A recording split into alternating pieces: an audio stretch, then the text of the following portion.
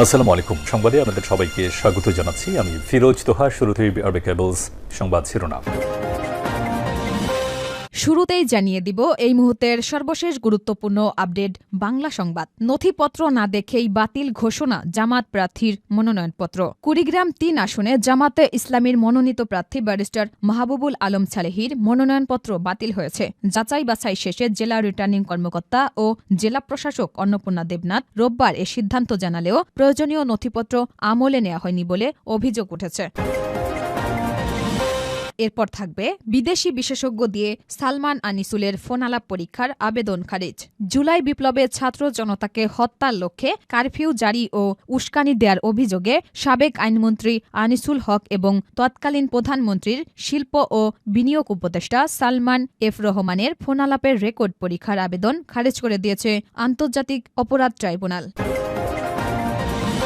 এদিকে জাতীয় নির্বাচনে পুলিশ নিরপেক্ষ ভূমিকা পালন করবে বলছেন স্বরাষ্ট্র উপদেষ্টা। আগামী জাতীয় নির্বাচন পুলিশ নিরপেক্ষ ভূমিকা পালন করবে বলে জানিয়েছেন স্বরাষ্ট্র উপদেষ্টা মোহাম্মদ জাহাঙ্গীর আলম চৌধুরী। আজ সকালে রাজারবাগে ডিএমপি ট্রেনিং একাডেমিতে আসন্ন জাতীয় সংসদ নির্বাচনকে সামনে রেখে আয়োজিত নির্বাচনী দায়িত্বে পুলিশের দক্ষতা ও সক্ষমতা বৃদ্ধিমূলক প্রশিক্ষণ কর্মশালা পরিদর্শন শেষে তিনি এই কথা বলেন। এবারে জানিয়ে দিব ঝটিকা মিছিল থেকে নিষিদ্ধ ছাত্রলীগের ৭ কর্মী গ্রেফতার। গাজীপুর মেট্রো সদর থানাধীন এলাকায় নিষিদ্ধ ঘোষিত ছাত্র সংগঠন ছাত্রলীগের প্রতিষ্ঠা বার্ষিকী উপলক্ষে ঝটিকা মিছিল থেকে পুলিশ ৭ জনকে গ্রেফতার করেছে। এবং সর্বশেষ জানিয়ে দিব আগস্ট মাস থেকে মাদুরুর গতিবিধি ট্র্যাক করেছিল সিআইএ এজেন্টরা। মার্কিন কেন্দ্রীয় গোয়েন্দা সংস্থার একটি ছোট গ্রুপ গত আগস্ট মাস থেকে ভেনেজুয়েলার ভূখণ্ডে অবস্থান করেছে এবং প্রেসিডেন্ট নিকোলাস মাদুরোর অভ্যাস ও গতিবিধি পর্যবেক্ষণ করছে। প্রতিবেদন অনুসারে অভিযানের পরিকল্পনায় জড়িত মার্কিন প্রশাসনের গুরুত্বপূর্ণ কর্মকর্তাদের মধ্যে ছিলেন পররাষ্ট্রমন্ত্রী মার্কো রুবিও। এতক্ষণ শুনছিলেন সংবাদ শিরোনাম, এবারে বিস্তারিত। তবে তার আগে বন্ধুরা কমেন্ট করে জানিয়ে দিন আপনি কোন জেলা থেকে আমাদের সংবাদটি দেখছেন এবং শুনছেন। জানিয়ে দিন এই সংবাদ সম্পর্কে আপনার মূল্যবান মতামত। আপনি যদি আমাদের চ্যানেলে নতুন হয়ে থাকেন ভিডিওটি দেখতে দেখতে চ্যানেলটি সাবস্ক্রাইব করে রাখুন, যাতে করে আমাদের পরবর্তী আপডেট সংবাদগুলো সবার আগে আপনার কাছে পৌঁছে যায়। ভিডিওটি সোশ্যাল মিডিয়াতে শেয়ার করে আপনার বন্ধুদের দেখার সুযোগ করে দিন।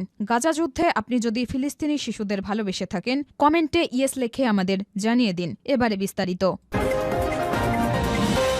নথিপত্র না দেখেই বাতিল ঘোষণা জামাত প্রার্থীর মনোনয়নপত্র। কুড়িগ্রাম ৩ আসনে জামাতে ইসলামীর মনোনীত প্রার্থী ব্যারিস্টার মাহবুবুল আলম সালেহীর মনোনয়নপত্র বাতিল হয়েছে।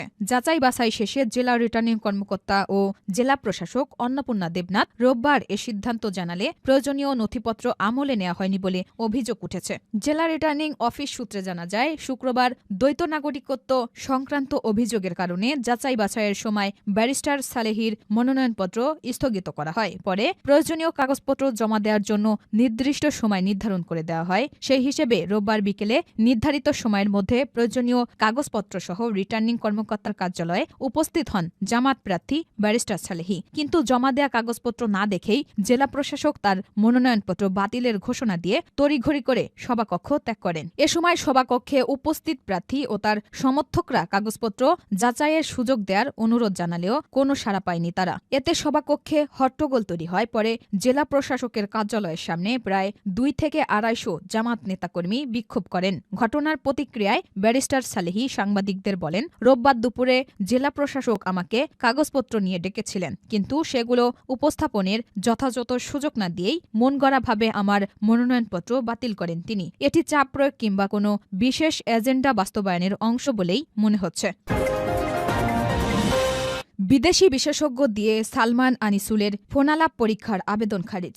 জুলাই বিপ্লবে ছাত্র জনতাকে হত্যার লক্ষ্যে কারফিউ জারি ও উস্কানি দেওয়ার অভিযোগে সাবেক আইনমন্ত্রী আনিসুল হক এবং তৎকালীন প্রধানমন্ত্রী শিল্প ও বিনিয়োগ উপদেষ্টা সালমান এফ রহমানের ফোনালাপের রেকর্ড পরীক্ষার আবেদন খারিজ করে দিয়েছে আন্তর্জাতিক অপরাধ ট্রাইব্যুনাল। প্রসিকিউশনের উপস্থাপিত ওই কল রেকর্ড বিদেশি বিশেষজ্ঞ দিয়ে পরীক্ষা করার আবেদন করেছিল আসামিপক্ষ। রোববার আন্তর্জাতিক অপরাধ ট্রাইব্যুনাল ১-এর চেয়ারম্যান বিচারপতি মোহাম্মদ গোলাম মর্তুজা মজুমদারের নেতৃত্বাধীন ৩ সদস্যের বিচারিক প্যানেল এই আদেশ দেন। মানবতাবিরোধী অপরাধের এই মামলায় আসামি পক্ষ থেকে অব্যাহতি চেয়ে আবেদনের উপর শুনানিকালে কল রেকর্ড পরীক্ষার আবেদনটি করা হয়েছিল। আদালত আবেদনটি নাকচ করে দিয়ে আগামী মঙ্গলবার আসামিদের অব্যাহতির আবেদনের উপর পরবর্তী শুনানির দিন ধার্য করেছেন। জুলাই অভ্যুত্থানে কারফিউ দিয়ে ছাত্র জনতাকে হত্যায় উস্কানিসহ মানবতাবিরোধী অপরাধের এই মামলায় রোববার অভিযোগ গঠনের বিষয়ে শুনানির দিন নির্ধারিত ছিল। আসামিদের পক্ষে ট্রাইব্যুনালে শুনানি করেন সুপ্রিম কোর্টের জ্যেষ্ঠ আইনজীবী মনসুরুল হক চৌধুরী। জাতীয় নির্বাচনে পুলিশ নিরপেক্ষ ভূমিকা পালন করবে বলছেন স্বরাষ্ট্র উপদেষ্টা। আগামী জাতীয় নির্বাচন পুলিশ নিরপেক্ষ ভূমিকা পালন করবে বলে জানিয়েছেন স্বরাষ্ট্র উপদেষ্টা মোহাম্মদ জাহাঙ্গীর আলম চৌধুরী। রোববার সকালে রাজারবাগে ডিএমপি ট্রেনিং একাডেমিতে আসন্ন জাতীয় সংসদ নির্বাচনকে সামনে রেখে আয়োজিত নির্বাচনী দায়িত্বে পুলিশের দক্ষতা ও সক্ষমতা বৃদ্ধিমূলক প্রশিক্ষণ কর্মশালা পরিদর্শন শেষে তিনি এই কথা বলেন। স্বরাষ্ট্র উপদেষ্টা বলেন, জাতীয় নির্বাচন একটি রাষ্ট্রীয় গুরুত্বপূর্ণ দায়িত্ব, যেখানে পুলিশের ভূমিকা অত্যন্ত তাৎপর্যপূর্ণ। নির্বাচনের সময় মাঠে অবস্থানরত প্রত্যেক পুলিশ সদস্যই হবে জনগণের আস্থার প্রতীক। পুলিশ নিরপেক্ষ ভূমিকা পালন করবে। তিনি বলেন, প্রতিটি পুলিশ সদস্যকে দায়িত্বশীলতা, সততা ও পেশাদারিত্বের সর্বোচ্চ মান বজায় রেখে নির্বাচনী দায়িত্ব পালন করতে হবে। এ সময় তিনি নির্বাচন পূর্ব, নির্বাচনকালীন এবং নির্বাচন পরবর্তী সময়ে পুলিশের করণীয় বিষয়ে দিক নির্দেশনা দেন। এ সময় IGP Baharul Alam, Dhaka metropolitan police commissioner Sheikh Mohammad Sajjad Ali, অতিরিক্ত আইজিপি সরদার নুরুল আমিন, ঢাকা মেট্রোপলিটন পুলিশের অতিরিক্ত পুলিশ কমিশনার মোহাম্মদ সরওয়ার সহ ডিএমপির ঊর্ধ্বতন পুলিশ কর্মকর্তারা উপস্থিত ছিলেন।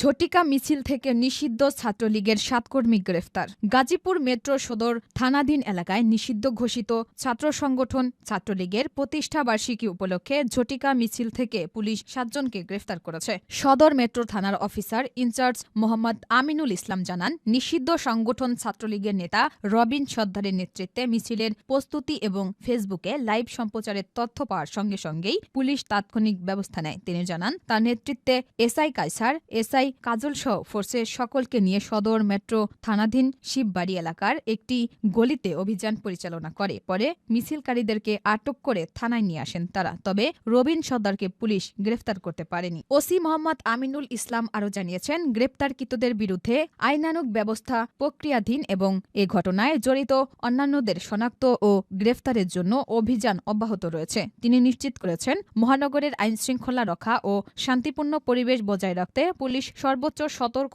অবস্থানে আছে এবং কোনো ধরনের নিষিদ্ধ কার্যক্রম বরদাস্ত করা হবে না। আগস্ট মাস থেকে মাদুরোর গতিবিধি ট্র্যাক করেছিল সিআইএ এজেন্টরা। মার্কিন কেন্দ্রীয় গোয়েন্দা সংস্থার একটি ছোট গ্রুপ গত আগস্ট মাস থেকে ভেনেজুয়েলার ভূখণ্ডে অবস্থান করেছে এবং প্রেসিডেন্ট নিকোলাস মাদুরোর অভ্যাস ও গতিবিধি পর্যবেক্ষণ করছে। প্রতিবেদন অনুসারে অভিযানের পরিকল্পনায় জড়িত মার্কিন প্রশাসনের গুরুত্বপূর্ণ কর্মকর্তাদের মধ্যে ছিলেন পররাষ্ট্রমন্ত্রী মার্কো রুবিও, যুদ্ধমন্ত্রী পিট হেগথেস, সিআইএ পরিচালক জন র্যাডক্লিফ এবং হোয়াইট হাউজের deputy chief of staff Stephen Miner. কয়েক মাসের হুমকি এবং চাপের কৌশলের পর রাতের অভিযান ভেনেজুয়েলায় বোমা হামলা চালিয়ে মাদারুকে তুলে নিয়ে যায় যুক্তরাষ্ট্র। তাকে নিউ ইয়র্কে বিচারের মুখোমুখি করা হচ্ছে। ভেনেজুয়েলার পররাষ্ট্রমন্ত্রী ইভান গিল পিন্টো বলেছেন, যুক্তরাষ্ট্র কারাকাসে বেসামরিক ও সামরিক স্থাপনাগুলোতে আক্রমণ করছে। তিনি ওয়াশিংটনের এই পদক্ষেপকে সামরিক আগ্রাসন বলে নিন্দা করে জানান, ভেনেজুয়েলায় জরুরি অবস্থা জারি করা হয়েছে।